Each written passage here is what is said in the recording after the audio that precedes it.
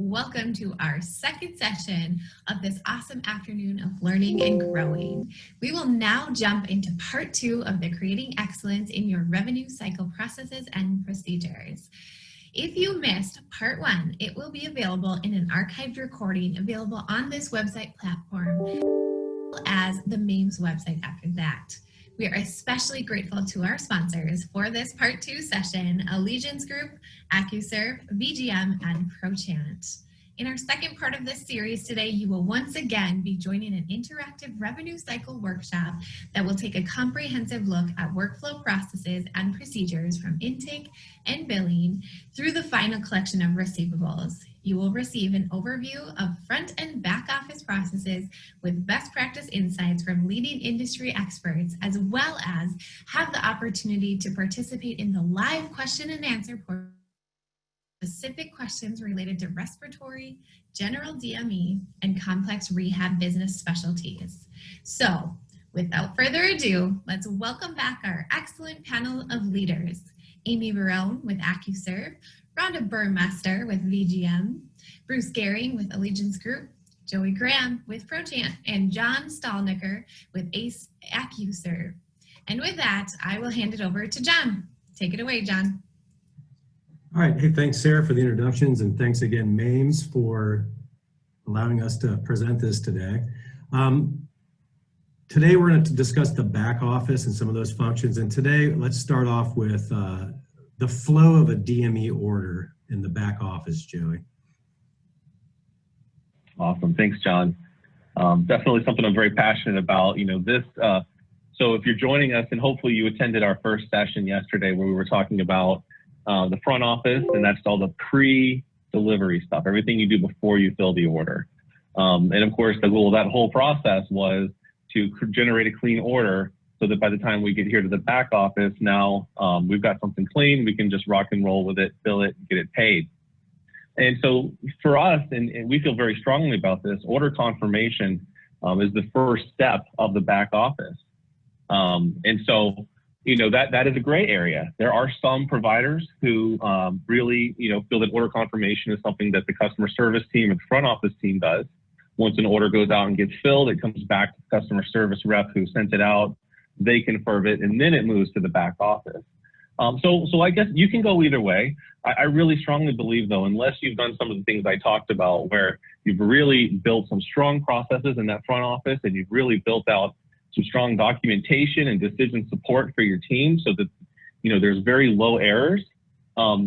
You want a biller to have a look at these orders. And so that's where it comes to the back office. And now we have a look at that order. We look at everything and make sure that this is a nice, clean order. I mean, we all know hitting a button is all you do to confirm an order, but the devil's in the details. And here, this is about really checking out that order to make sure it's good to go, that it's good to bill. So that's order confirmation. And then it moves over to hold potentially. That would be a situation where it's missing a CMN, it's missing an authorization, there's some other problem, the claim's not quite ready to bill. So hold management's a whole philosophy that we're going to actually talk about. It's an area that a lot of providers struggle with, managing that hold, keeping it, you know, nice and tight, and squeezing it as much as you can to get all those claims out, get those billed. That moves over to your claims transmissions. So now you get the claims going out the door, hopefully automated every single night. Those claims are dropping, they're going to the payers. Your print claims, hopefully, are going out every single day so that's all generating your revenue. That's all generating your cash flow. And then you move into some front-end rejections, unfortunately, right? So you send out those claims and they don't all get accepted. You get those front-end rejects. You want to get those worked right away. You also get correspondence and stuff from the payers. It comes in through the mail. So those could also be considered a type of front-end rejection. Then you come into cash posting, right? So hopefully we're done. Hopefully the claim paid, we're going to post the cash and we're going to move on. Maybe that means we're going to build a secondary, we're going to build a patient for the copay. But then also we might be getting a denial, right? So when we do that cash posting, we're going to go ahead and post the denial, and that's going to feed us right into our denial management queue. So now we're going to manage those denials, right? We're going to be really smart. Now our collectors are involved. Whereas our billers were involved in the order confirmation, now our collectors are involved in working those denials, working down that AR. And that's that whole collections process I know we're going to drill down a lot on. And finally, there's some special processes that the back office handles for the company a lot of times. Things like the month-end close, things like oxygen contents billing, the reasonable useful lifetime, the 5-year replacements. A lot of times those processes kind of come out of the back office, and they don't always fit, neatly in this picture. So we kind of give them their own little bucket there. But that's really the flow of the DME order post-delivery. So let's go ahead and move on to the next slide. And I think, Bruce, you're gonna walk us through this one. I am. Thanks, Joey. Again, patient pay workflow coincides with the work in parallel with the back office workflow that Joey just reviewed. And, probably more traditionally, patient pay is thought of as the back office because it's always dealing with the patient balance after insurance is paid. But, if the processes are followed that we outlined earlier in the intake process, a lot of your time can be dedicated to the receipt and posting of patient payments. So you don't have to take as much time about this. But that said, it's extremely critical that you have the procedures in place to confirm the responsible party's address, cell phone number, email, getting all the acknowledgments that you need so you can communicate with them after the fact in the channels that the patient would prefer to be communicated with. And the key here is that, it's the right message, the right time, through the right channel. And that's what's going to get your results on the patient payments. This is where it becomes extremely important to make it easy for your patients to communicate with you online or in person or over the phone, and having your CSRs set up so that they can easily work with your patients and make sure that they can get their payments or set up payment plans, answer their questions, etc. So this is where you clearly have to have your policies and procedures established. So it's critical that your CSRs can easily navigate through all the possible scenarios and offer consistent direction across the various patient groups. And that's really, part and parcel with the whole back office workflow. So I think now we just need to move to roles and responsibilities. And I think this is Rhonda. No, I think it's actually me, Bruce.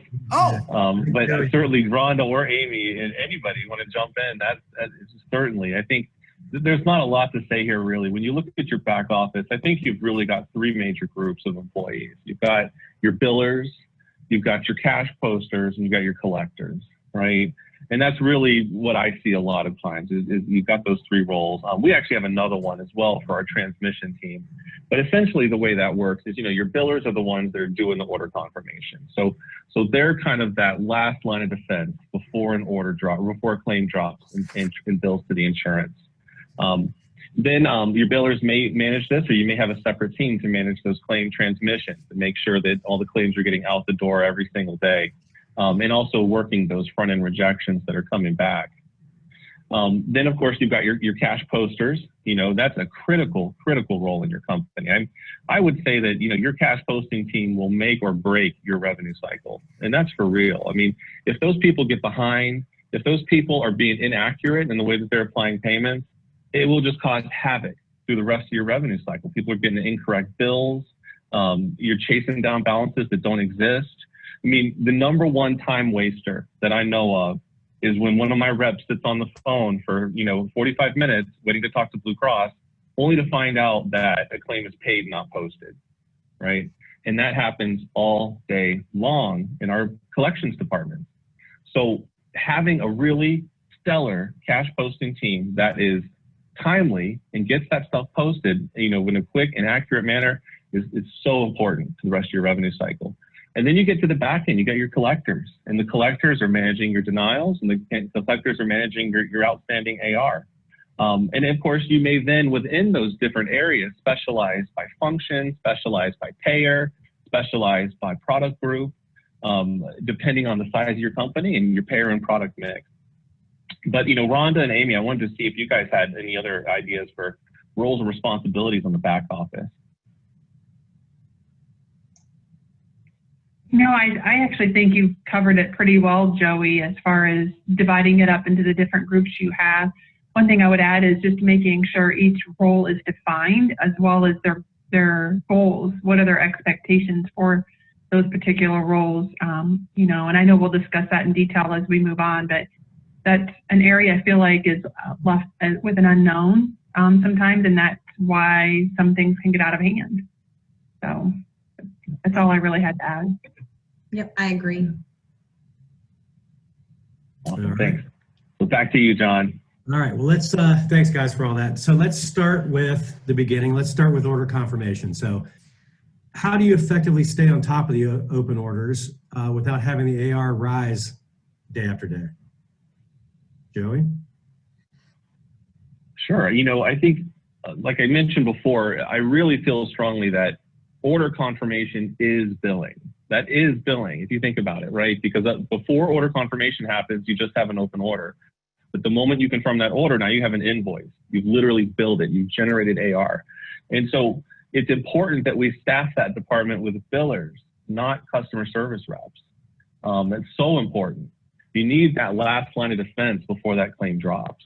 Now, obviously you can program some nice stuff in place, and maybe you can auto confirm or really streamline confirmation for certain types of orders because you know they've gone through certain workflows. But in general, if it's an insurance billable order, you know, it needs to be confirmed by a biller. I feel very strongly. But there are really two things that you're going to find that hold up your confirmation. And it's, you know, errors that the front office made. Some sort of error was made in eligibility with the authorization. There's just some sort of problem. They picked the wrong doctor. They picked the wrong payer. Or it's inventory issues. And inventory issues can hold you up significantly. Things like the serial number's out on some other patient, or we don't have available quantities, or you know, things like that. And so really, how do you effectively stay on top of your open orders? It's by recognizing where those bottlenecks are in your process, and then staffing up your process in those areas and making sure that you are ready to handle it. You know, you're running high volume order confirmation, you're hitting a lot of inventory issues. You either empower the team to plow through those issues, or you have a team ready to manage those inventory issues rapidly. It doesn't go to a warehouse manager's inbox and wait a couple weeks for him to deal with it. You know, this is your money, this is your cash, and every day that something sits there unconfirmed is adding to your DSO. So you know, on the front office stuff though, there has to be a great feedback loop from this team, this order confirmation team, back into the intake team to really help them get better. You can leverage things like custom fields on your sales orders, but you can really, you know, give that feedback to the team rapidly. Here's what was wrong. Here's what was the issue. But here's the other thing. I mentioned this in the other session. We don't want to just keep kicking the can back and forth or passing the hot potato between the front office and the back office. Because again, every single day that order sits there is adding to your DSO. So I recommend that you put a rule in place, like a 3-minute rule. 3-minute rule says, if there's an error and I can fix it in 3 minutes or less, then fix it. Go ahead and log the error, but fix it and let's move on. Let's bill it.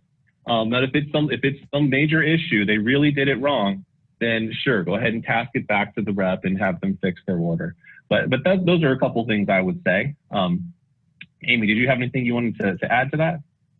I think you said it very well. The only thing I would really add is that, you know, watch for statuses. So every software has a status for that new order, and track the number of days that order is outstanding. So if it is in a par status for a day or two, start to question why. You know, has the par been requested? If it's sitting in an insurance eligibility, start to ask why, and then you can start to average your days that it takes from delivery to confirmation to know what that time frame is. It's all about tracking and trending to really know what is how should you be staffed, and what is an acceptable turnaround time for you. So I think, Joey, you hit it right on, you know, right on the market, right on the target. That's exactly what I would do. It's just a little additional trending and tracking. Great. Absolutely. And I love what you said about the whip states and, you know, making sure that you're tracking that status and watching those orders as they age out. Yeah. Okay. How about, So does the person who confirms the order, are they checking for all the documentation and the signatures and all that stuff before they release it to billing? Joey? I'll jump in. Yeah, I mean, you know, the person confirming the order absolutely is responsible for verifying that the documentation is what it needs to be. I mean, order confirmation is time to take a step back and crack open the chart and read through the notes, read through the order. Is it dated? Is the date fall in line with what I need? Do I have the medical records that I need? Do I have the sleep study? Does it have, you know, everything? Again, this is your last chance to get it right, especially if this is a rental and this is month one of a rental. You want to make sure you get it right on month one. So making sure that you really, you know, dot your I's, cross your T's, you know, is 100% the way to go. Amie, anything to add? Yeah, I agree. I agree. I think another important step of the order confirmation process is, remember, this is the person who saw this, is going to see this order last. So they're going to update any serial numbers. If the delivery tech gave equipment out, they're bringing that delivery ticket back, and you're going to update those serial numbers. So it's very important for inventory tracking.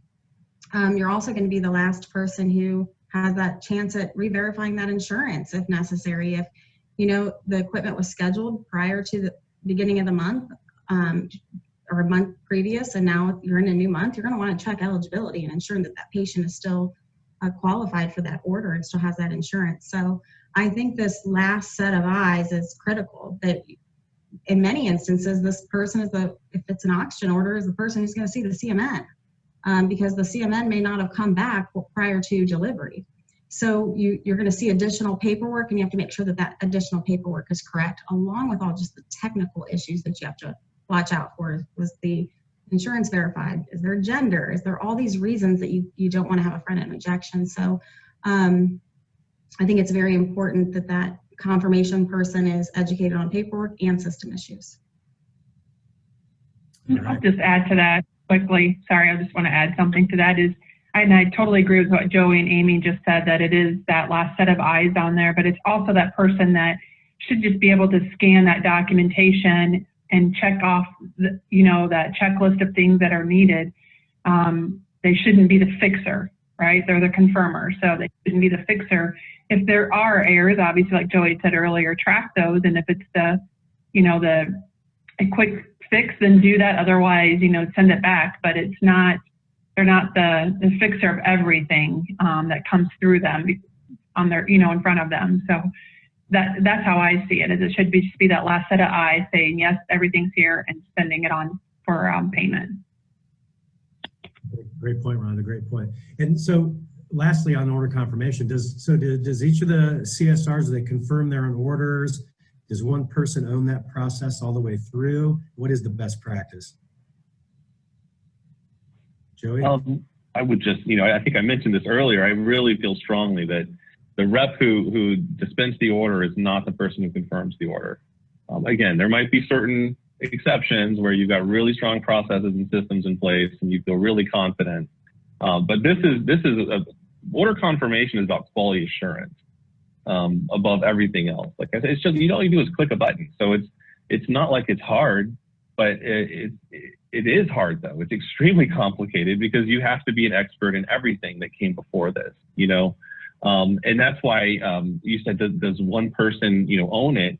One department kind of owns it, you know, like your billing team, or maybe you call it your confirmation team.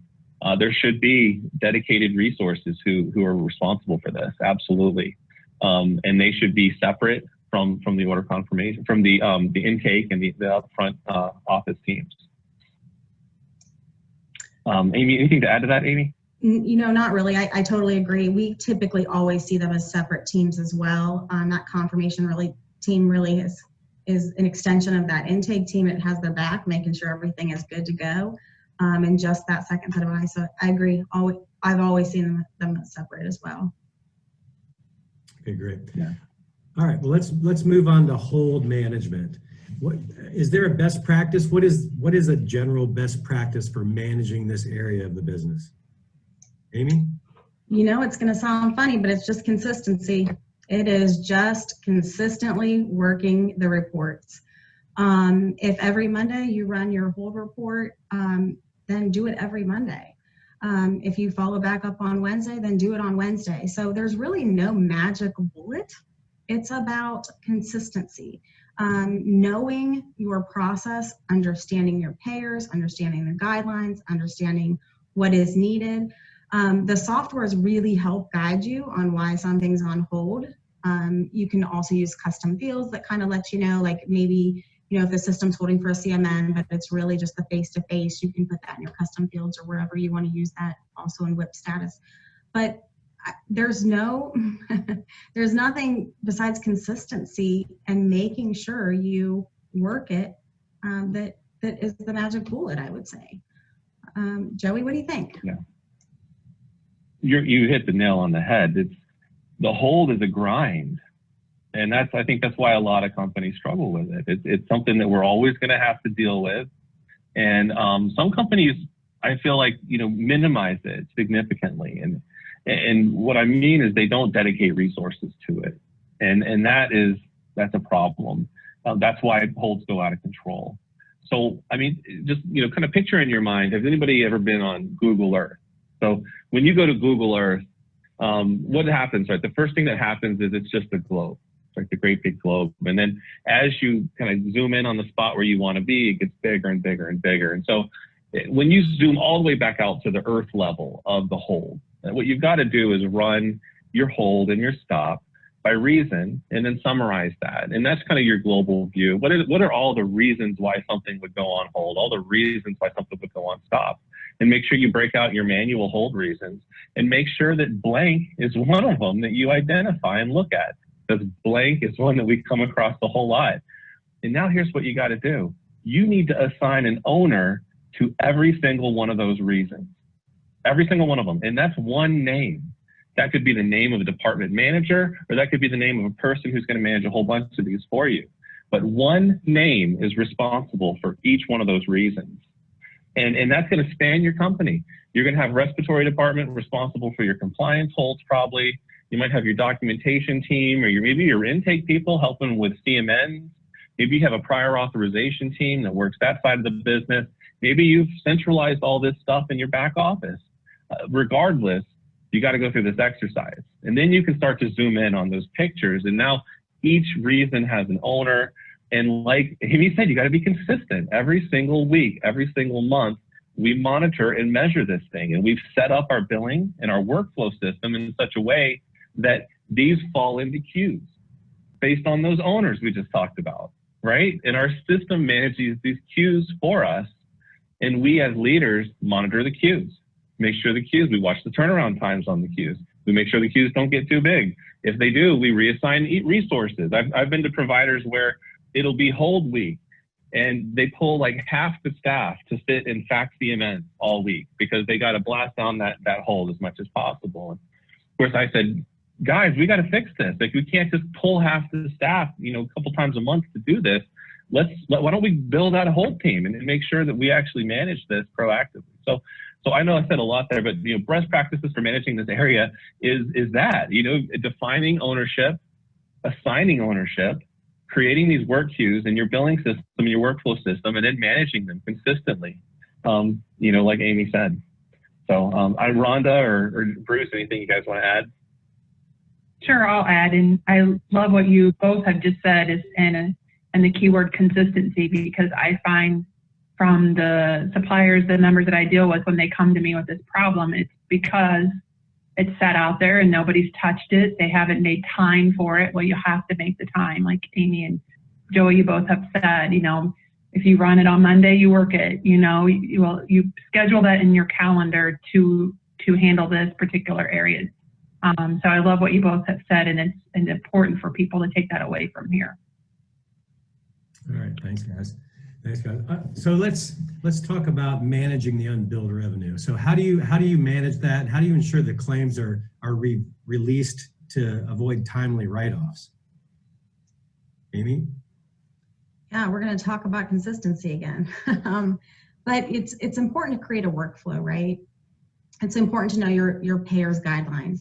So the only way you can prevent timely is if you are consistent. As Joey said, you have people assigned to the job duties. So and knowing those payer guidelines. So if you have a United Healthcare that you're holding up, you know that that's going to be timely within 90 days. So that's got to take somewhat of a priority. If you've got a CareCentrus claim, you know it's going to be timely in 60. So you've got to know your payers, and you've got to be consistent with what you're doing. You're also going to want to be consistent with tracking. So what's working and what's not. You know, if you do have something that ends up going timely, are you able to add on to the end of the billing cycle? So yes, we lost revenue for this month, but we are able to capture it in the end. All of those different things are tracking mechanisms that you've got to put in place, because it's inevitable that people call off, things happen, you get behind, maybe the software system's running slow. All these different things happen. You have a pandemic, all these different things happen that you've got to make sure that you work the most important things first, and that's going to be by creating that workflow, and that you follow up by payer guidelines. Joey, anything you want to add? Yeah, I mean, you hit the nail on the head again. And it's really, you know, there's some really important information that you have to gather about your payers. And hopefully you can code this information into your workflow or your billing system that'll help you generate the right queues and prioritize those queues. That's what this is going to. How do we prioritize those queues? And timely filing is one of those things, right? So timely filing, timely appeals, and processing time. These are three really important pieces of information to know for each one of your major payers. At what point do my claims cross timely filing? At what point do they cross timely appeal? At what point, or how long on average does it take for them to respond to a claim? All those things are going to come into play as we continue the conversation. But in this case, the timely filing is critical. And when you are prioritizing your holds, so we talked kind of like the global view of all the holds by reason. So then we start to dig in. And one of the things we have to do is age the hold. You got to age out that hold. And you've also got to identify the claims that are approaching their filing limit. And those have to go code red, right, for your team. They have to go right to the top of the queue, you know. And so I think we're going to talk a little bit more about it, but you know, really that's what I would say is making sure that you've got those filing limits coded, and that when you are looking at your queues, you're able to prioritize the claims that are approaching the filing limit. Great. Thanks, guys. Let's talk a little bit about documentation. How do providers kind of work with their referral sources and expedite that paperwork so that they can keep those orders from going on hold in the first place and just fill in the gaps of missing documentation? Joe, you want to continue? Yeah, I mean, that's the $1 million question, John, right? How do we do that? Gosh, if we could just wave a magic wand and get all the providers to act the way they're supposed to, that would be amazing. Or the doctors, the referrals. You know, honestly, what we have to do is we have to build a system of processes, but we have to build flexibility into that system, recognizing that we're going to have to accommodate. We can't be completely inflexible in the way that we design our systems. And then we have to ask the referral how they want us to work with them. What do they prefer? Do they prefer email? Do they prefer fax? Do they prefer phone calls? Do they all about the lunch? And they want that rep in there? You know, we want to accommodate. You know, one of the keys, you know, I think Bruce is here as well, John is here. One of the keys in selling is, you know, you ask somebody how they want to be sold. You know, what do you need? And then you accommodate the process, right? And it's very similar. So we have to ask the referral, what do they need from us? And then give them that and hold them accountable to what they told us that they wanted. And that's easy when you kind of set the relationship. And so, you know, I think it's important that we leverage our sales reps, but we don't over leverage our sales reps. You know, we work with Ty Bello a lot. I know Bruce does as well. And, you know, he's all about having the reps in there and you know, like I mentioned, in the first session, I mentioned getting those notifications when they get a new sale, and that helps them really build that rapport with the referral source. But you don't want to make them glorified document chasers, right? And in some providers, unfortunately, the sales team has really become that. They're just kind of beholden to this function, and they're running around chasing down documents, and that's like, instead of selling, that's what they're doing. I really feel that, you know, as you build out these teams of people who are working the different types of holds and stops, you kind of align those teams with your reps and with your referrals, so that you can sometimes have people in the office or maybe even people in the intake team who have the relationship and leverage those relationships as well. You know, and that's, so that, I know that's kind of a vague answer, but it, you know, really it is like build a process that's flexible, ask the referral how they want to be sold to, and then accommodate their request. Amie, any other thoughts on that? Yeah, I think it's important too to be timely with the physicians. So when you get an order and you don't have what you need, it's important while you have that chart still out that you can immediately try to communicate back with that physician on physician's office on anything that's missing. And then it's also important to educate that team over at the physicians, because I know we all hear it nonstop that no one's asking for the documentation we're asking for. Still to this day, I get told that all the time. I just don't think it's true, to be honest with you. But we have to educate. We've got to let those physicians know exactly what we need. So we can do that by, as Joey mentioned, having a luncheon where we can help educate the team members on the physician side. We have Dear Physician letters that I think are pretty good. We also have checklists. So whether you want to provide actually a Medicare checklist or you want to provide a homegrown checklist of what you're requiring from that physician, I think those are all the things that help expedite the paperwork. And really, once again, it's just consistently the same message. So if I'm sending a fax over, I'm going to send a fax over that has very, very similar wording every single time, maybe where I just change a date and do different things like that.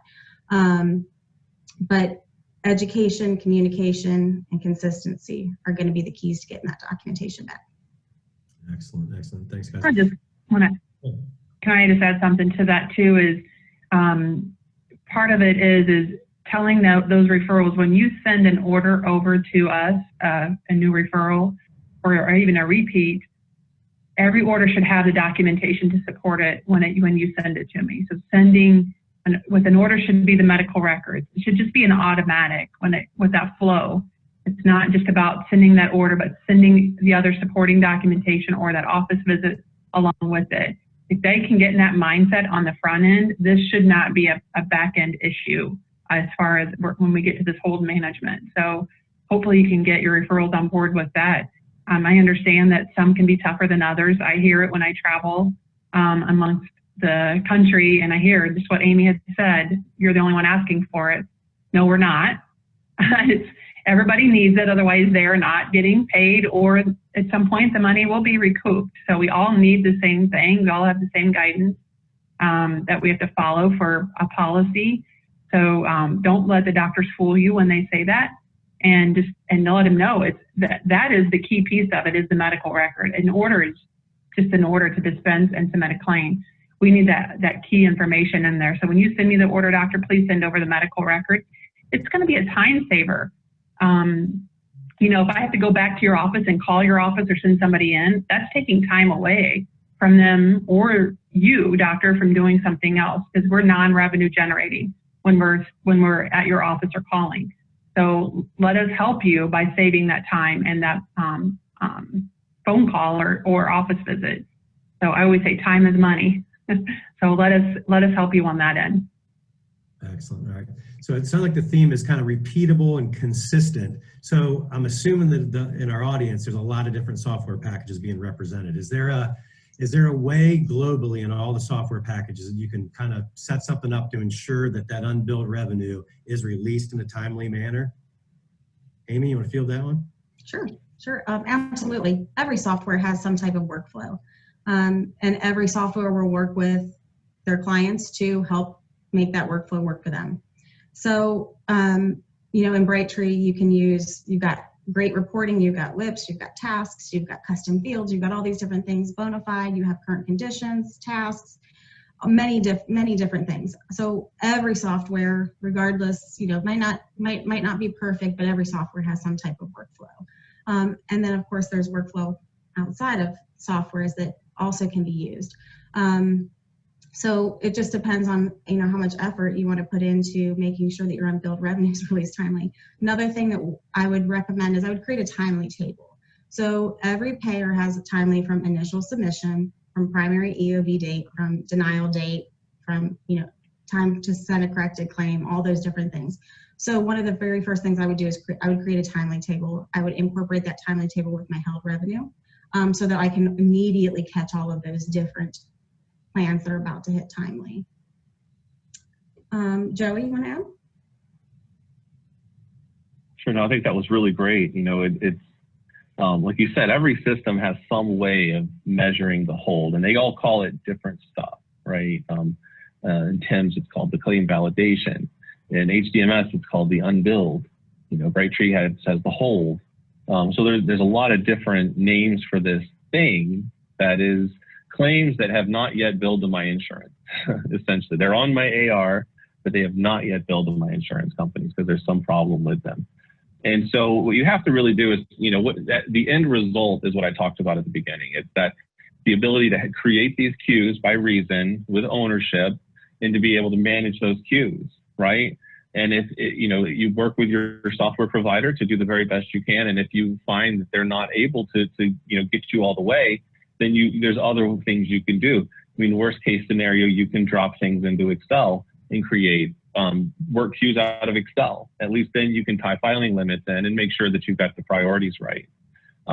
In terms of, you know, getting things released timely and timely filing, you know, we like to, like I said, age out, especially age it out based on how it's approaching the filing limit. So things that are like 0 to 5 days.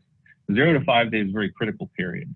You want to throw some Hail Marys, but I wouldn't focus a lot of effort there, because if you let it get to 0 to 5 days, then there's bigger problems that we need to address. And what we need to actually do is focus our energy on the 5 to 15 day bucket and make sure we prevent everything in that bucket from making it into the 0 to 5 bucket. And then we kind of work our way back from there. So preferably we get to the point where we're managing our queues so efficiently that things aren't approaching filing limits, but we have those kind of alarms that go off and help us when things do approach filing, because there will be issues. There'll be things that get stuck, or we're waiting on some doctor, we're waiting on some insurance. And so, you know, we just have to make sure we recognize that and that we've created a system that alerts us and prioritizes those things. And the last thing I want to say is, when it comes to managing that hold, it's really important that you have what I call terminal escalation. And what I mean is, you need a kind of a decision tree and an escalation tree for how these things resolve, because we like to plot out the happy path, which is that, you know, I fax out the CMN request, they fax it back 2 days later, I log it, we're good to go. But there's always issues, right? And then you've always got the black holes where you fax and fax and fax, and you never hear anything, and you call and you call and you never hear anything. And so what are you going to do? So many providers, I think, get stuck. They're almost like a deer in headlights. And they won't make a decision. And so you've got these claims that are just aging out and out and out, and nobody's willing to make a decision. What are we going to do? Are we going to bill the patient? Are we going to go pick up our equipment? What are we going to do? We need to make a decision, and we need to act on it. So that's that terminal escalation point. We can't let something sit out there forever. We've got to make a decision, you know, instead of just tossing that can back and forth. So that's what I wanted to add. And back to you, John. All right, great point, Joey. Great point. All right, so we've got our claims are out the door. So let's talk about the D word. Let's talk about denials. So how do you create appropriate reporting measures around your denials? Joey, you want to keep moving on that subject? Wow, man, keep creating appropriate reporting measurements on your denials. You know, there's a lot of things you can do. Obviously, the first thing is kind of what I said before about how you have to make sure you're posting your denials. You are posting your denials. Every single denial gets posted. Posting denials is just as important as posting cash. Okay, so post those denials, because that's what feeds your work queue. And make sure when you post the denials, you're doing it accurately. Some systems will give you the denial code, and then others will let you go as deep as like a remark code. Certainly that's nice, but not every system supports that. And I don't know everybody can do that on a manual post. But either way, post the denials. And then, you know, you're going to build queues. I talked about the hold. You're going to look at the denials kind of the same way. You're going to kind of zoom out. You're going to think about your population of denials. You're going to think about your payer and product mix and what makes the most sense. How are you going to structure this team? Is your collections team? Most providers structure their collections team based on payer. Usually you've got your Medicare team, you might have a Medicaid team, you might have a commercial team. That's probably the most common way that people have structured their back office. You can certainly look at it by product as well, especially if you're a respiratory provider and you're doing just about all CPAP, then yeah, you're going to go a little deeper, right? And maybe we're going to have it, Medicare PAP team. Maybe we're going to have a separate team for everything that's not PAP. So that might be something to do, but something else you can do is kind of stratify those denials. That's what we like to do. And that's where you have easy denials, go to lower end people, essentially. I mean, what that means is you've got your entry level folks who are just learning the ropes, right? Those folks can pretty easily resolve a modifier issue. Not a big deal. Fix the modifier, hit the resubmit button. But when you get a CO50 complex appeal required to get this thing paid with a book of documentation for why it's needed, that needs to go to a higher end rep, somebody who has a lot more training. And we don't want that higher end rep to be focusing all their energy on the easy stuff. So when I say stratify our denials, I mean, not only do we kind of specialize our teams by payer or however we specialize them, but within those teams, we identify kind of the stars and the people who are the higher end people. And we give them the harder work, unfortunately, because they're going to have the higher success. And hopefully they can bring in some people below them and coach those people. And over time that happens. But you kind of need to give your collections department a bit of a career path, almost, where people can come in and they can take easy stuff for a while and then they can gradually get more complicated. So I know that's a lot. When it comes to reporting, denial trends is obviously important. By payer, by product, looking at your denial rates, preventable versus unpreventable. You don't want to make sure you're not using preventable denials in your calculations because, or unpreventable, I mean, because that could just be a giant waste of time. Some denials are just going to happen. You're never going to have fully 100% payment rate ever, unfortunately. And there are some unpreventable denials, but the preventable ones are where you focus your energy. And then the last thing I would say is I mentioned posting all your denials. We also like to post correspondence. Correspondence is all the mail and stuff that you get from the payers. That is just helpful for us in terms of building out our queues, but we're able to exclude those when we do denial trending and stuff. So that's what I wanted to say. I'm sure you got some stuff to add, Amie. Yeah, no, I agree. I couldn't stress more posting every single denial. If you want good denial trending, you have to post every single denial. And then just to elaborate on what Joey said, knowing the difference between an expected and a non-expected denial. So if you expect to get a denial for a GA, a GY, or a GZ modifier, you don't include that in your denial, your overall denial trending. That was expected. It was an okay thing, and no one should worry about that. I think one of the very first things I do when I look at denials is I look at bill period 1. I want to see all of my denials that relate to a brand new rental or a purchase item. So when I'm working through denials and I see that I have an insurance issue on bill period 1, I know that intake person did not check eligibility, whether it's primary or secondary. I know that if I don't have a PAR on bill period 1, that's an intake issue. So I really like to trend out my issues and kind of put fault where they should be.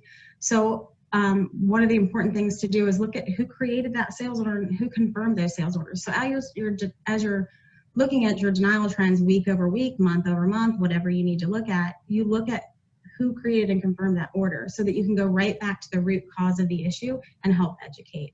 And that's going to be on your bill period 1 issues. Like I said, PAR, insurance, DME max, benefits max reach, any of those type of things, overutilization, you're going to want to take back to intake team, and that's going to help them tremendously to understand what they need to do different. Also, as Joey mentioned, you kind of look at the payer and the HCPCS. So oftentimes I will look at a trend of, say, 7 days. Maybe I want to catch my vent denials very, very, very quickly so I can fix those high revenue point.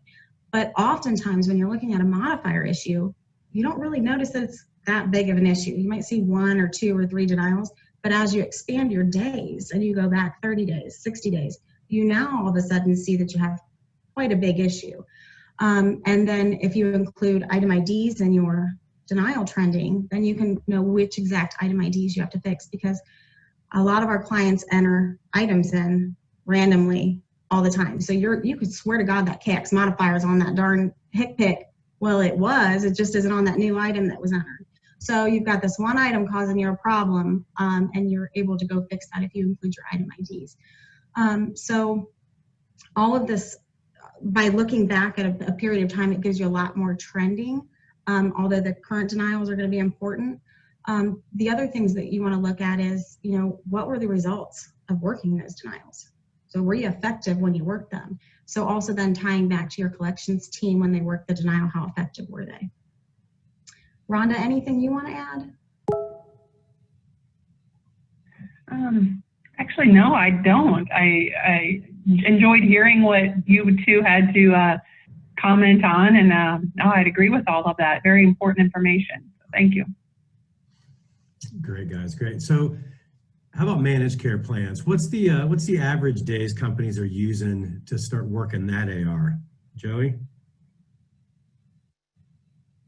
Okay. Yeah, that's so I mentioned earlier that there's 3 pieces of information you need for each one of your payers: the timely filing, the timely appeal, and the third one is the processing time. And so that's what we're talking about here, is processing time. I can't give a global answer for every managed care plan. However, they do tend to take a little longer than, like Medicare, for example. Medicare, you got a pretty quick turnaround on your claims. And so, one of the things you really want to do is you apply the 80-20 rule. What are the 20% of your payers that make up 80% of your volume? You really want to understand those payers, and especially the managed care, the commercial payers, and those 3 pieces of information I talked about. Really understand those 3 pieces of information for those 20% of payers that make up 80% of the volume. And then you want to use that to create your ARQs, right? So this is all going to then come into, as you manage your AR, and you're managing your ARQs in your billing system and your workflow system. I think Amie mentioned it earlier. If I know it takes 30 days for Blue Cross to turn something around, why in the world am I checking in 15 days? You know what I mean? That's a wasted touch. So we want to make sure that we've coded that information into our system, and we're not spinning our reps' wheels all day long as they're statusing things that couldn't possibly need a status or have a status. So that's, I know it's not the exact answer. I wish I could give you a set number of days on managed care, but it's really, what we like to look at is that average processing time plus a few extra days for cash posting to take place. Yeah, I wanted to see, anybody else want to add anything to that? All right. Let's talk about working with insurance companies when they've processed claims correctly. What do you guys feel the best way to do that is? Joey? Incorrectly, I think, right? Yeah, so if they process claims incorrectly, yeah, you've got 2 options, right? So what'll happen generally is you're working them in your queues. You're working them kind of one by one in your queues. And then you kind of notice a trend, or hopefully you have a system that can identify there's a trend. And so if you're able to tell that a payer is processing a certain claim population incorrectly, then a lot of times you can contact your provider relations rep, and a lot of times you can just provide them with a spreadsheet, and they can go ahead and reprocess all those claims for you instead of you having to go in and touch them one by one by one. I think that's what they were looking for. But Bruce, did you have anything you wanted to add? Oh, you're muted. Muted, Bruce. Yeah. There we go. If it gets to us on the patient pay side, it's long past an error. But you will see this, because in our case, we actually will print on the patient's statement the insurance that has been billed. And we will get a lot of patients calling the provider saying, hey, you processed the wrong insurance. And if they're bringing it to the provider's attention, you have a problem somewhere. But that's where we typically see it, and that's probably past due at that point. All right.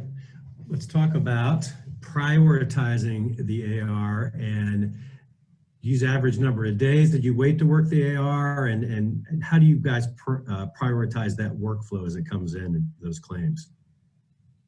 Amie?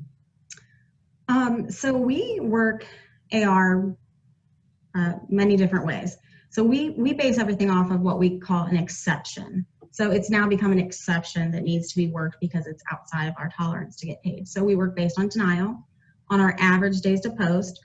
So we know we have a pretty robust IT team that runs algorithms at all times. So they're looking at, here's when I submitted the claim and here's when it paid. They look at those average days to post.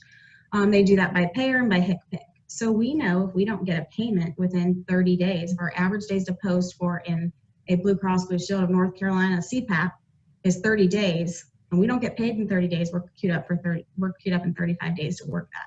So a little fun fact at AccuServe is that 40% of all of the AR we work has never been denied. It's just out in the middle of nowhere. So it's either a front-end rejection, it is a letter maybe that came back from the payer that never made its way to us or maybe even to our client, or it's just like out there in La La Land. Many of our, if you look at some of the HCPCS that you bill, some of these miscellaneous codes, you actually have to call the payer to get them to go to the next step in their process. So oftentimes we have to call the payer and say, hey, you gotta send it to your pricing team. So we talk a lot about denials, but what about that 40% that no one ever would have worked because there is no denial? So it's really important that we look at our average days to post. We also work off of our actions. So if we rebuild something, then we know how long we're gonna wait to follow up on that again. So just for instance, if we have a rebuild for no claim on file, well, we're not gonna wait for our average days to post to follow up on that again because we've already waited and it wasn't on file. So we're gonna follow up on those within 14 days just to ensure that our claim is on file.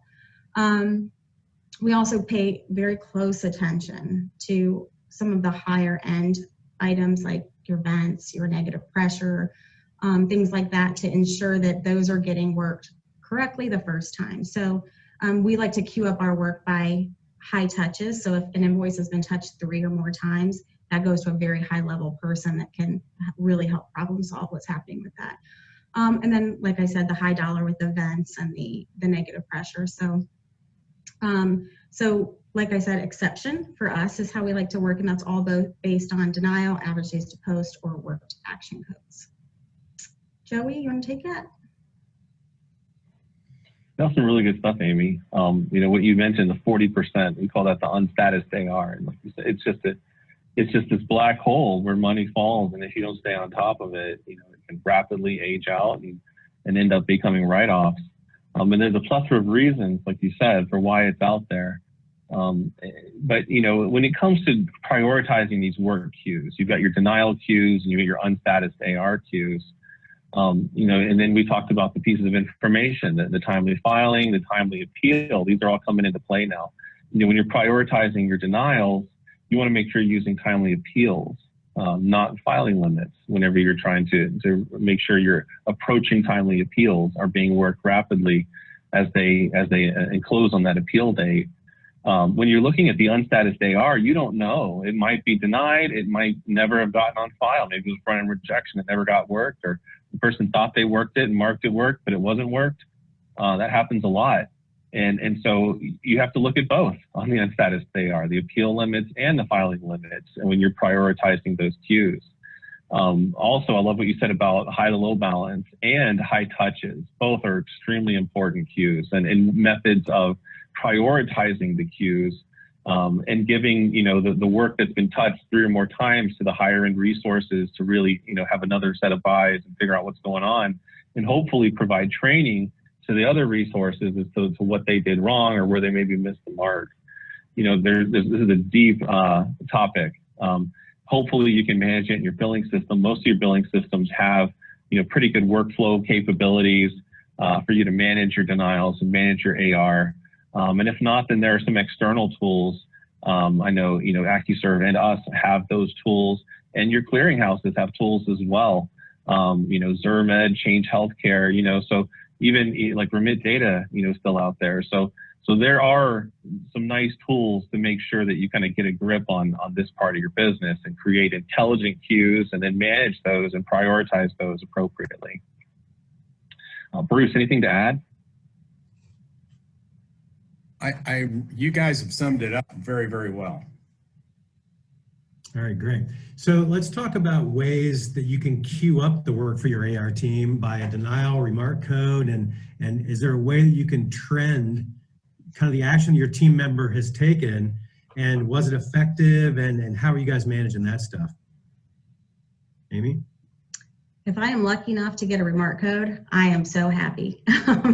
So remember we said 40% of the time we don't get a remark code. So when you get a remark code, use it. You know, especially when you get a CO16 denial or a 96 denial, all of those ones, a 204, that can mean so many different things. You really want to use that remark code. One remark code, an N370, you know, spans across commercial payers, Medicare, whatnot. It means the same thing. So if you have a commercial rental and it's bill period 11 and it's a 10-month rental, probably can convert to purchase on that month 11. If it's month 13 or month 14 for Medicare, you probably can convert to purchase. If it's oxygen, you're going to want to reload, or you want to extend that billing for that CMN. So remark codes are phenomenal tools to use. Sometimes they can be misleading, but that's why you review your team's effectiveness when working those codes. So one of the most important things to do is, if your team says that they rebuild because they added a date span, well, we need to look at that data and say, well, did it pay after they rebuild that, or did it deny again? You know, what can we do differently to have a one-touch resolution or to minimize our touches, and obviously get our clients paid much faster. So I think it's also important, you know, to make sure that you understand what each denial code means. So don't just assume. Like I said, they can mean different things, but that's why you track it. You track that result. So Joey, you want to add to that? No, I think you're absolutely right. It's, you know, if I get a remark code, that's amazing. Remark code is, a lot of times, unfortunately, the collector is the one that kind of chases down the EOB to go find the remark code and then scroll to the bottom and read what they mean. And then that kind of tells them what they need to do to resolve the claim. You know, a lot of our billing systems are great at tracking denial codes. They're not so great at tracking remark codes. And hopefully that's something that'll change and become a little easier for us to manage in the future. But I love the question, because it really kind of points to the future of where we're headed with denial management and the ability to intake both the denial and remark code and know what needs to happen. We call it the resolution action. And then you can actually start to see some opportunities to automate resolution actions based on the payer, product, denial code, remark code that comes in. So I think there's a lot of exciting stuff on the horizon for that line of thought. All right, excellent. So back to you, John. Yeah, let's move on to billing and AR management. So I think most people on the panel here will be happy without this question. And do most companies outsource? What are the benefits of outsourcing and effective partnering and just increasing those operational efficiencies and profitability through partners? Rhonda? Sure. You know, this is a great question for me to lead off with, because I get this a lot from the various suppliers I deal with across the country. And I can speak personally on it. As you all know, I had ran a D&E prior to working at VGM, and I had looked at outsourcing prior to coming on to VGM. I was already doing my homework. And do most companies outsource? I would say the majority of them do. But when the confusion that lies out there is when we say, let's outsource, people assume we have to outsource everything. It's an all-in, and you don't have to. You can do an a la carte. And that's important to know, because maybe you're not ready to outsource the entire whole area that we're talking about on this particular session. You can do bits and pieces. You can do a payer, you can do AR, you can do confirming. You can do all of it. I mean, there's a lot you can do with it. But again, you need to determine what will work for your company and not rule it out. I've even talked to some suppliers that have gotten a bad taste in their mouth from previous outsourcing companies. And so they're right away when you bring up outsourcing, it's like you've lost them. And I've had to talk to them about it because there are a lot of advantages to it. I'm a fan of it myself, simply because I've seen a lot of mistakes, or things that don't get touched, or it's even hard. And I know we're going to talk about this too, but it's hard to find staff in the DME industry. And why not outsource it to the companies that's their job, that's what they're good at. But with that, when a supplier is looking at outsourcing, they need to do their homework and talk to other companies that have done it. They will share, most companies will share that with you. There's no secret sauce anymore. We all think there is, but there was, but not anymore. So most people are friendly competitors. So talk to other companies that are outsourcing and know that it's not all in. It can be an a la carte to start with, and then you can build off of that. I can tell you the company that I'd managed prior to BGM, they did outsource right after I had left because I was already doing my homework with it. And outsource, they did the entire billing process. So, the outsourcing, the billing company did the claims processing and worked those claims, and they're still doing it to this day. And I've been at BGM now 9 years, so that tells you it's a win, and it is worth it. I know Bruce will have some comments on it as well. So. Yep. Rhonda, you're absolutely right. I think, it comes down to something very simple. Do what you do well in-house, and what you lack the resources or the expertise in, outsource. I mean, don't beat your head against the wall, waste time and money, create errors and frustration for your staff. Find a partner, and I think, John, you led off with this, is that it is about a partnership. Get a partner that understands your business and can be an advocate for you as much as, you are for the patient. You've got to be able to go ahead and, work through those processes together so that everybody understands they're on the same page, and, you're working to the same goal. You're not at ends here. We want, the provider to be as profitable as possible and provide the best customer service that they're capable of doing, because that's survival in the industry. So we're all here with the same goals in mind, and use and leverage those relationships. That's, my recommendation. Work with your team members when you do outsource, and solve the problems together. Yep, great point. Yeah, Amie, Joe, you guys want to elaborate at all?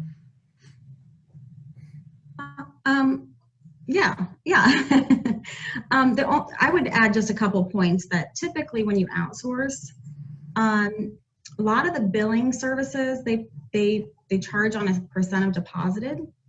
So that quickly becomes a variable cost versus a fixed cost.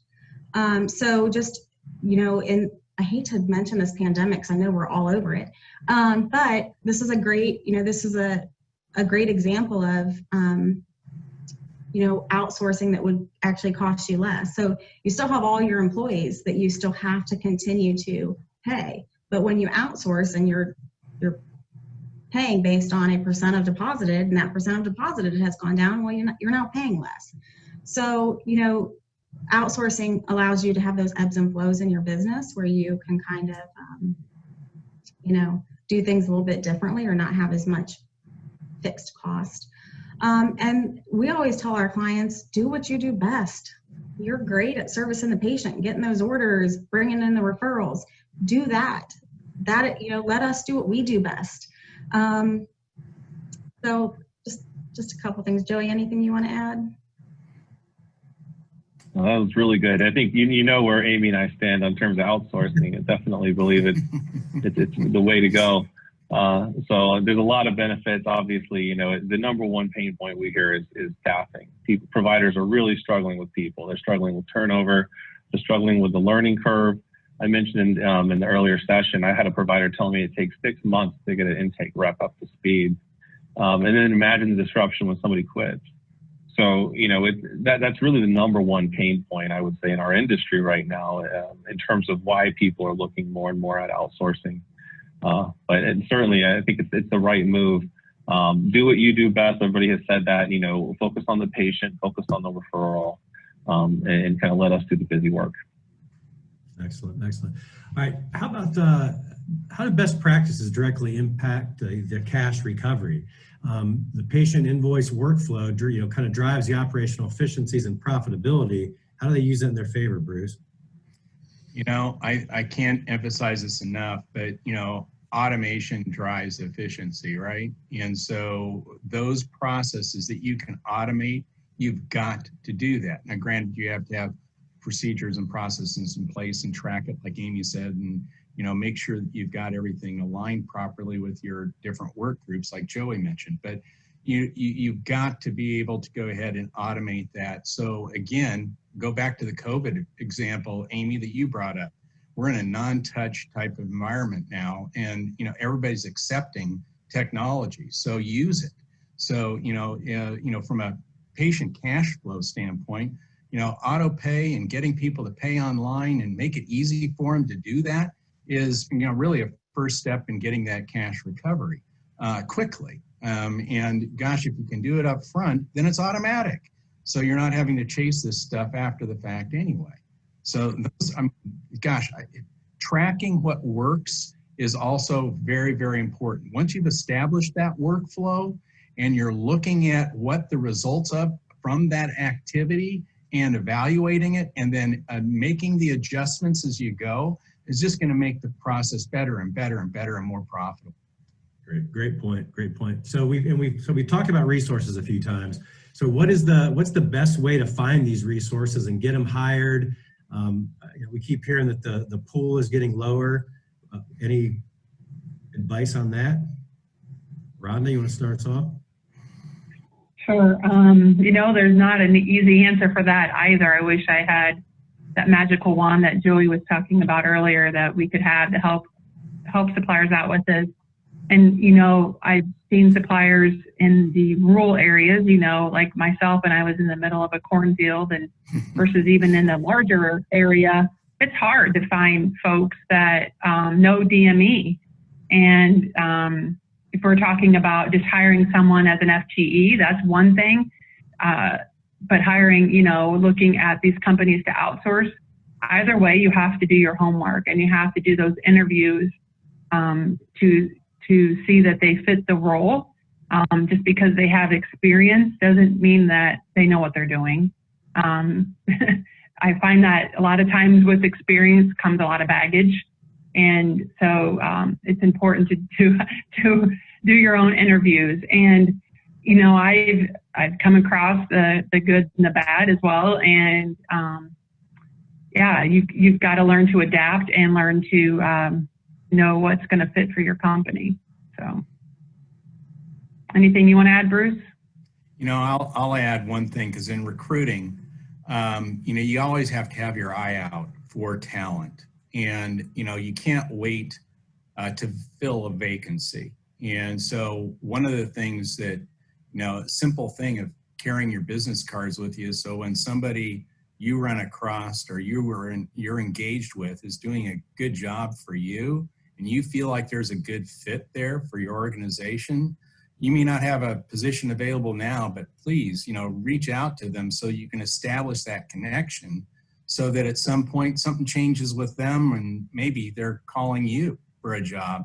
Make it easy on yourself, because it is really important. And I can't emphasize enough, Rhonda, you brought it up, the references when you're doing you know, those interviews, getting those references and making sure that we're talking to, you know, the people that they've worked with in the past is critical. And those behavioral interviews are critical, so you can see how somebody would respond in a situation that you can, you know, envision for them. It's hard, to get the good people, but they're out there, but you really have to pay attention.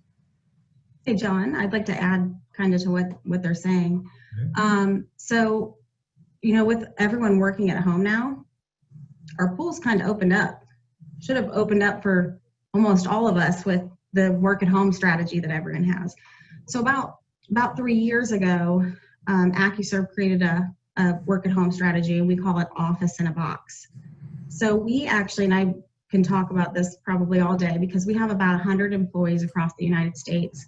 They work in 18 different states, all the way from California to New Jersey to Florida. And we have, like what I said, an Office in a Box strategy where we send all of our employees home with a thin client.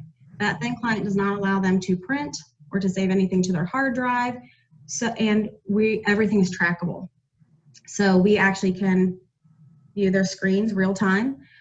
So it has allowed us to open up our pool of people that we can now pick from. So there's talent. It might just not be in our little area here in Akron, but I can go all across the United States. And I think that's what I think we're all seeing now, is that with being forced to work from home, it kind of opens up the pool a little bit, as long as you've got good tracking mechanisms in place. So that's what's critical, but there's a lot of technology out there, so anyone can start looking at it. Joe, you want to add anything, or we think we covered?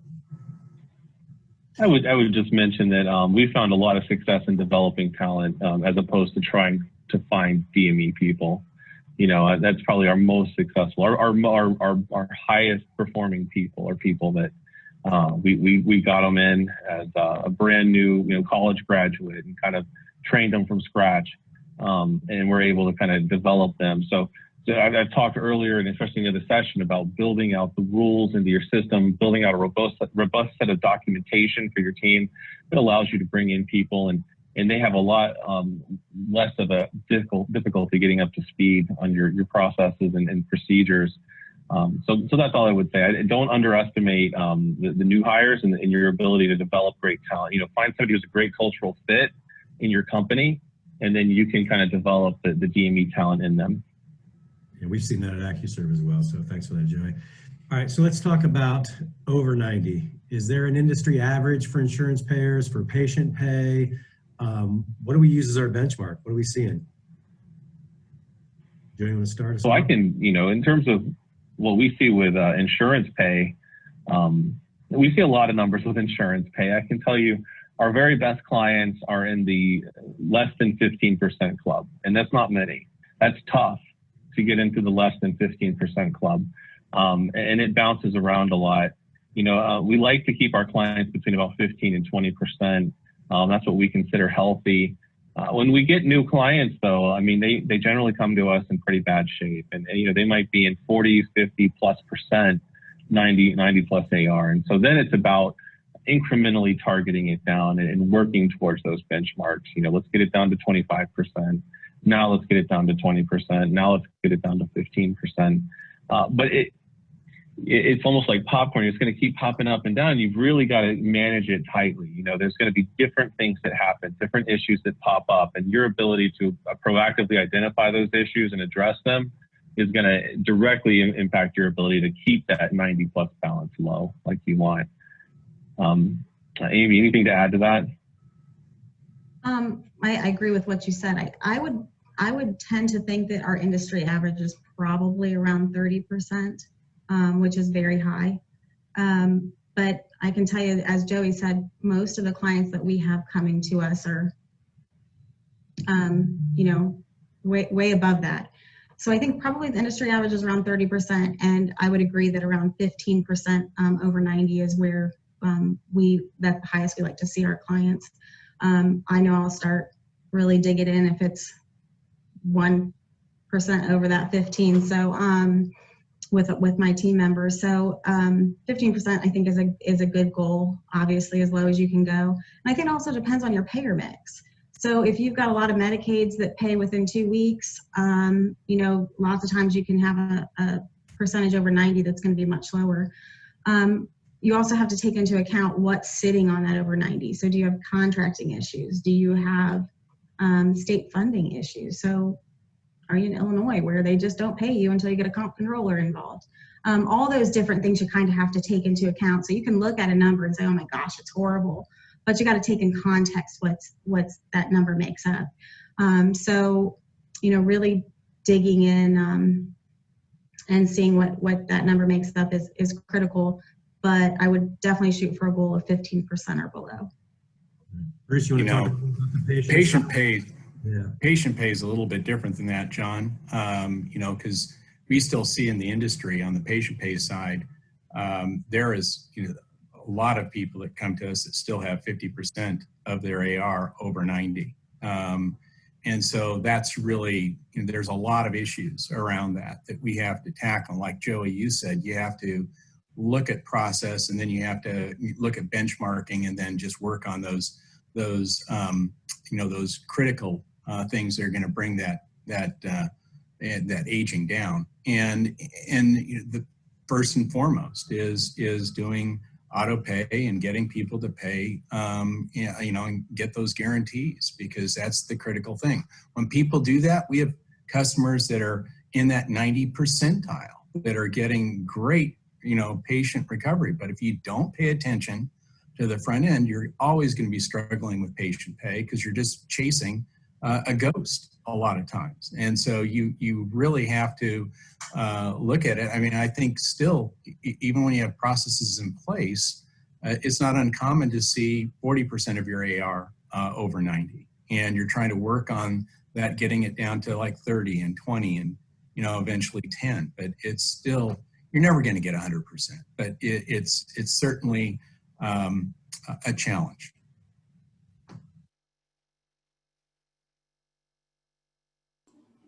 Awesome. Very well done. It looks like in the chat we have a lot of great questions, and I know Joey has been keeping track of those. So with that, I am going to go ahead and ask Joey to take it from here. Awesome. Thank you so much. And hey, everybody. So good to see you all. Hope you guys enjoyed the presentation. So there were a couple video issues there. I hope it wasn't too bad, too distracting for you. Again, you know, yesterday I talked about this, but we had actually presented, or we had planned to do a whole day session at the MAIMS conference. And the first half of the day was going to be on the front office, which was our last session.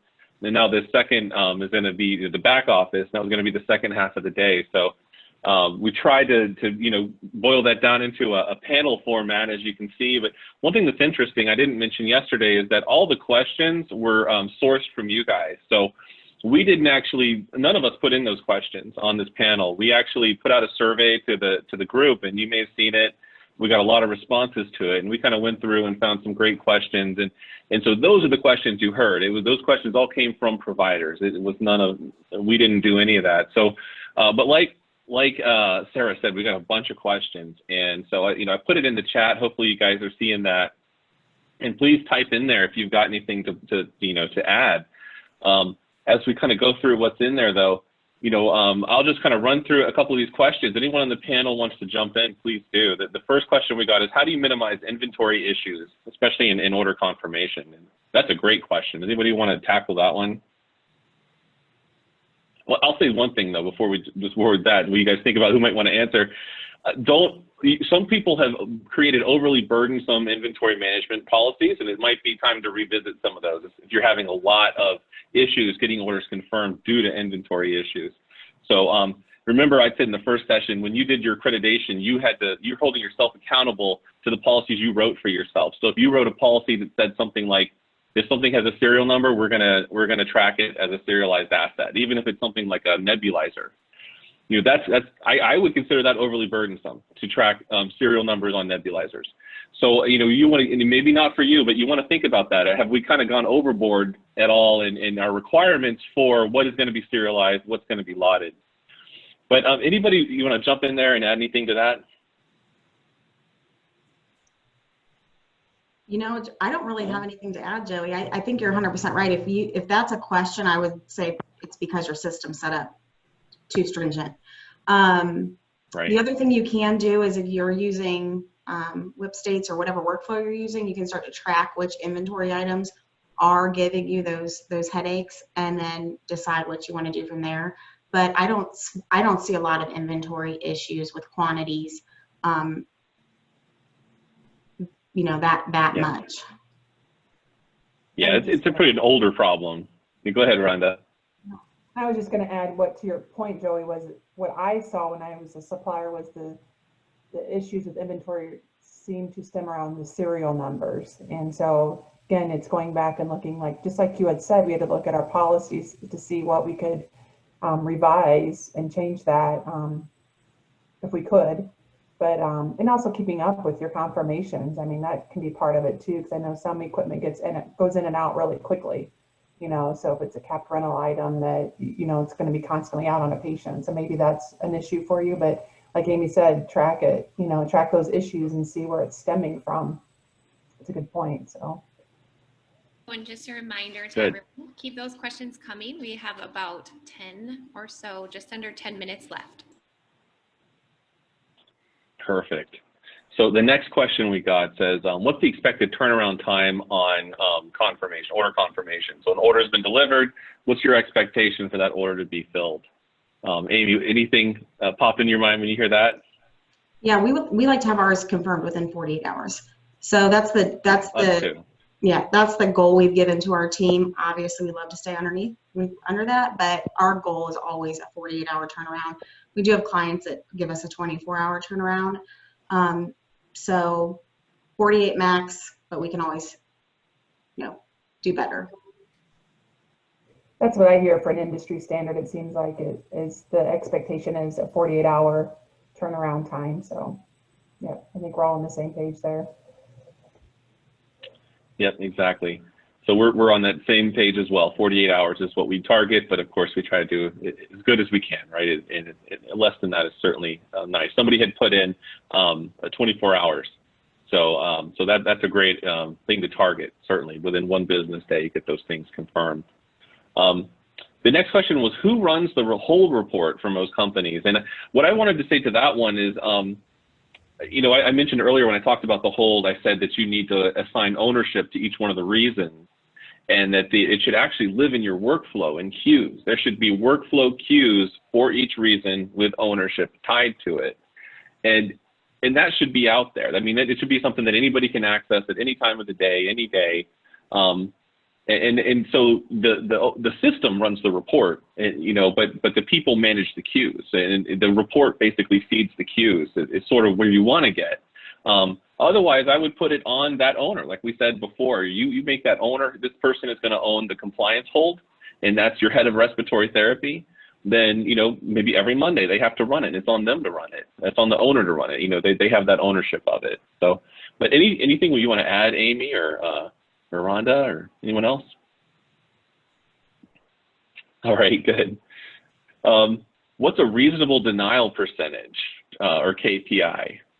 So that's a great one too. And certainly we want to get it below 10% as an initial goal when we first get into an account. If it's over 10%, that's kind of like red alert. 1 in 10 claims or more is denying. Don't want that.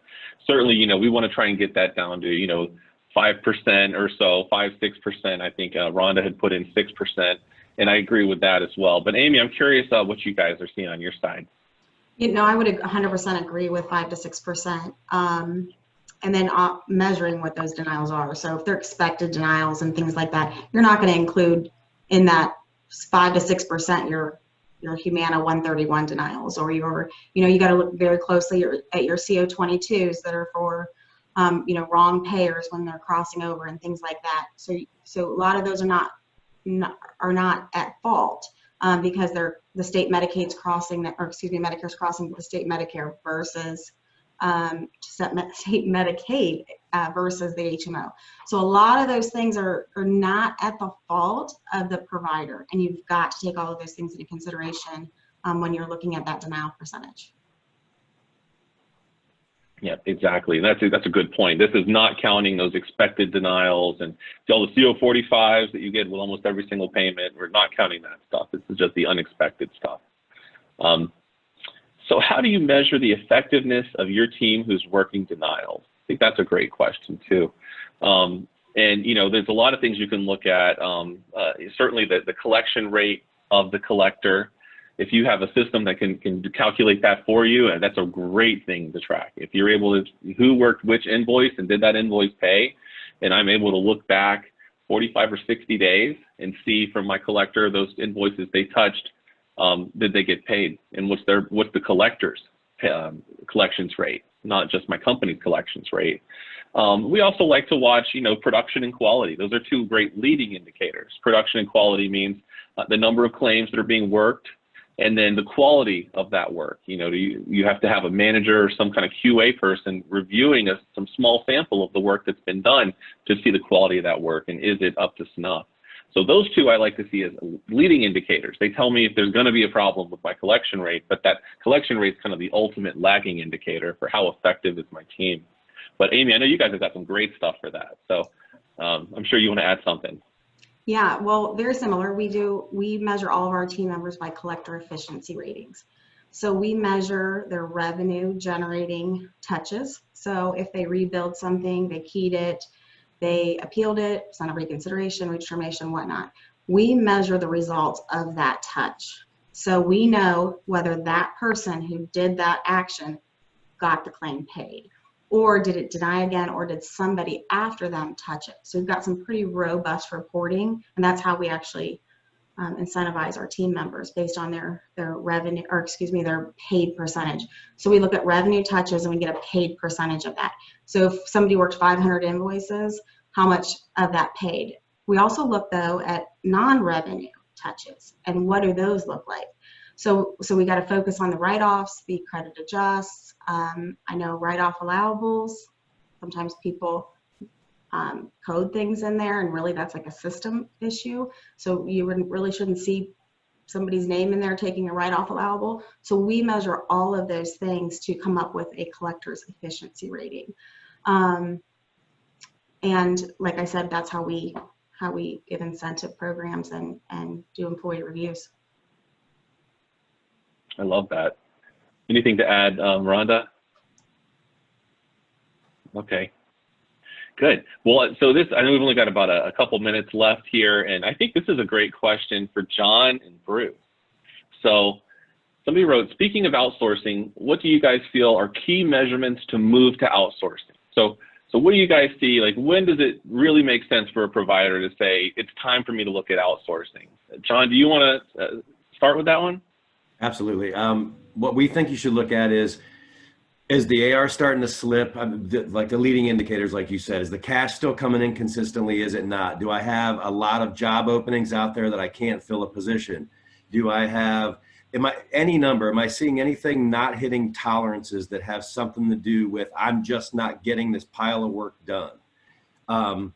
So a lot comes to us, lose a billing manager, heavy growth, new markets, acquisitions with software transitions. There's so many different things but it's cash and consistency, and are you keeping up with the work and doing a good job with it? Bruce? Yeah, AR bloating. I mean, you know, you just take a look at, you know, is the AR aging and it's just growing and growing and growing, and good intentions are there that people are going to stop and do those collection calls, and they get going in so many different directions. That's the lowest thing on the totem pole, because nobody likes to make collection calls. Kind of goes back to what Amie says, you got to have the right people in the right seats. And so, you know, you really want to make sure you've got that expertise that can be efficient for you. And if you can't do it internally, turn to a partner, you know, and just explain the challenges, the pain points. And so you can just go after those pain points and solve them. Absolutely. Yep, and so that's it. I think I'll hand it back over to you, Sarah. Thank you so much, everyone. Yes, so we had so many questions, you guys. So what I've done is I have taken screenshots of everything. We'll make sure we get it to the panel so that you can get those questions answered. But remember, each of our panelists today does have a booth. So with that, I'm going to talk about our exhibit hall coming up. So just one quick reminder, when this goes down, you'll see the survey once again. So please be sure to take that. If you missed session 1, all of our recordings will be available within 72 hours of when they wrapped up. So keep that in mind. They'll be available on the event platform. So when you go to visit these guys, chat more. In the exhibit hall, we have some super final, exciting things happening in our last dedicated exhibit hall time during the MAMES Connecting the Space Between Us virtual conference. Can you believe we're already wrapping things up tomorrow morning? So listen carefully now for some important instructions and announcements about the exhibit hall tonight. After this afternoon session, the exhibit hall will still be available for you all to visit on the platform. However, please take advantage of this next hour and 15 minutes to visit with our exhibitors who will be there live. If you haven't already done so, be sure to leave a business card, check out their incredible information so that you can get your questions answered. As you continue to build those relationships, a theme we have heard throughout the last few days, with each other from across the country, as well as our incredible sponsors, you will continue to earn game points. This will help us with our big drawing that's happening tomorrow at 12:15 Central Standard Time in a massive Zoom party. We will be sharing the link in the main lobby tonight. So we'd love to see you face-to-face tomorrow for that, but for today's Where in the World is MAMES 2020 game, you will find me in 3 different surprise booths. Listen to my amazing joke, make a comment, and you will be entered into 3 $100 Visa gift card drawings. Also, as many of you know, in the live MAMES shows, we run all around the exhibit hall and drop the big signs, and we are going to be doing that again today, starting at 5:15, where we'll be giving away 74 $25 gift cards. So be sure to visit everywhere you can today. I know some of the exhibitors are also doing their own drawings, so you'll need to check in with them individually. And remember to support those who support your association. Thank you again to our incredible panel here today. You guys did absolutely amazing. We're getting some amazing feedback already. And we will see you all in the exhibit hall in just a moment. Bye, everyone. Bye. See you guys later. Thank you.